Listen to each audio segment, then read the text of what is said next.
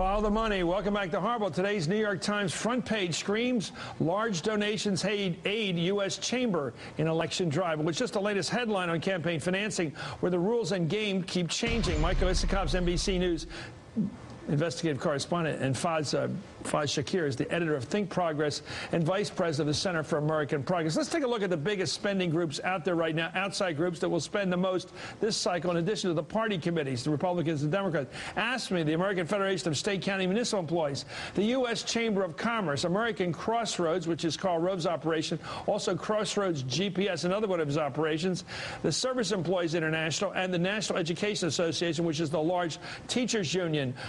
Faiz, this whole question of outside money, is it changed American policy? Is it going to change who wins? Yeah, I think we're starting to realize that the outside money comes for a reason. It's outsourcing. The Chamber's a big proponent of outsourcing. Tom Donohue's talked about the value of outsourcing. We now know the companies... Define it in this case, outsourcing. Defining the jobs that are being shipped overseas for efficiency and the arguments of the pro-business community. And that's how they're making the case for that. Yeah, I mean, think about it in Ohio, in Pennsylvania. Those are not areas where outsourcing is going to play well. And here you have the Chamber running as claiming that the Democratic candidate is anti-jobs. How can they pull that off? So what they want to do is get the kind of free trade agreements that allow them to ship jobs overseas. The interesting part of the free trade argument is the Tea Partiers are not people who are in favor of free trade, and yet they're being supported by people like the Chamber who are big free trade proponents. You know, I always thought this was a pretty decent argument for the Democrats if they made it correctly. Don't argue about, don't be xenophobic, foreign money, but make the case that it's the multinationals who have no loyalty to hiring American workers, that they see the whole world as a global labor market,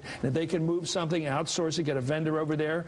Right. If they can put a person on part-time, not full-time, they're not looking out to get jobs for people. But look, in terms of the story of this election on campaign finance, I would make a distinction between the groups, some of the groups you mentioned, like AFSCME and the Chamber, and others that are well-established groups. People pretty much know who they are, where they're coming from, and these new groups that have popped up in the wake of Citizens United, nonprofits whose names nobody ever heard of, American Crossroads, American Action Fund, Future Fund, others. Nobody knows who they are, what they stand for, and who's funding them. Because now you can use nonprofits to collect as much money as you want, with as big donations as you want, and not disclose them. And that's what's significant and different in this election compared to the last. Outside expenditures, sure. We've seen that in the last few elections on both sides. Democrats have played the game as well as Republicans. But the new wrinkle is outside expenditures with undisclosed money. Let's take a look at the president. He's talking about it now. I'm not sure it's resounding with people, but here he is in Oregon. Let's listen to the president. They're running misleading, negative ads all across America. And these folks, they don't disclose who the donors are. They've got these innocent-sounding names, you know, Americans for Prosperity or Moms for Motherhood.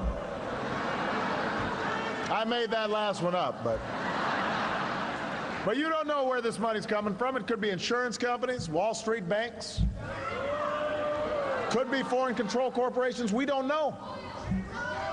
This is not just a threat to Democrats. This is a threat to democracy. We just heard from David Gregory and from Howard Fineman. This is cutting with working Democrats up there. Bread and butter Democrats don't like the sound of this. The argument I make is that we had the swift voting of John Kerry in 2004. We're having the swift voting of democracy in 2010. Okay, I think we're testing the one person, one vote theory. It's now more money, more votes, and we're going to see if it's like all these think tanks in Washington and all that stuff. It's all undermined. There's so much money coming into them by the right. Anyway, thank you, Michael Isikoff. Thank you, Faiz Shakir. When we return, let me finish with what I saw on the face of those young people we met during the college tour this week.